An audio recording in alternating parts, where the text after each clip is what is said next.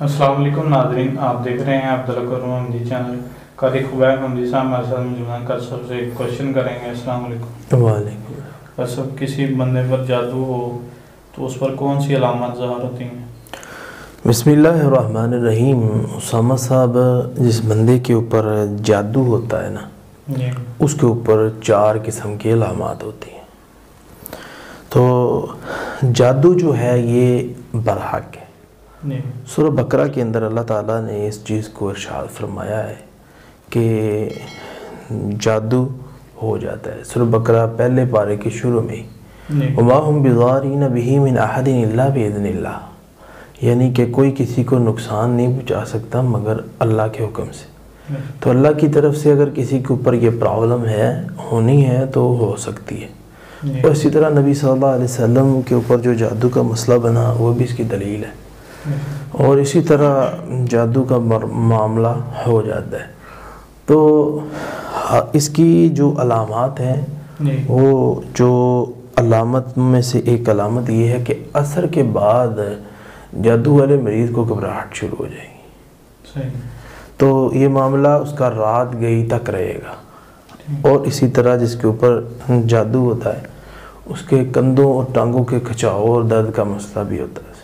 اور اسی طرح جس کو تعویذ پلائے جاتے ہیں، اس کے معدے کے اندر درد ہوتا ہے۔ یہ تیسری علامت ہے کہ اس کے معدے میں درد ہوگا۔ اور سر چوتھی علامت یہ ہے کہ اسے منفی خیالات دماغ اور دل میں رہیں گے۔ بری سوچیں، الٹ سوچیں، کہ معاملات کو توڑنے والی سوچیں۔ یہ 4 علامات اس کے اوپر ظاہر ہوں گی۔ جب یہ 4 علامات جس بندے پر ظاہر ہوتی ہیں، تو اسے چاہیے کہ وہ قرآن و حدیث کے مطابق اپنا علاج کروائے۔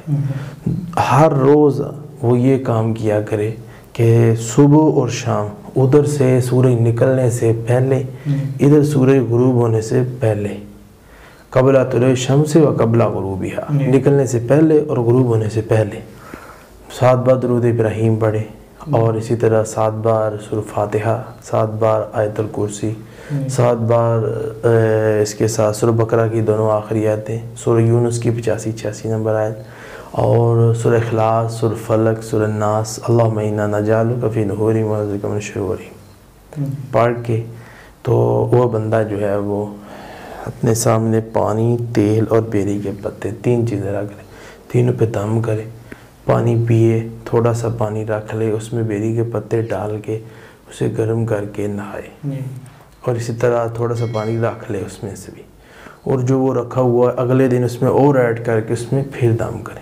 3 دن نہائے، تیل کی مالش بھی کرنی، اور یہ 3 دن نہانا ہے، 21 دن یہ عمل کرنا ہے، صبح شام دم کرنا ہے۔ انشاءاللہ جس کو یہ معاملات ہیں جادو والے، اللہ تعالیٰ اس کو صحت عطا فرمائے۔ جی ناظرین، اللہ تعالیٰ ہمیں ہر قسم کے جادو سے محفوظ فرمائے۔ آپ سے ملاقات ہوگی اگلے پروگرام میں۔ اللہ حافظ۔ تذكر يوما كنت تعانق دمعة الفكر تناجي الله في صبر وترجو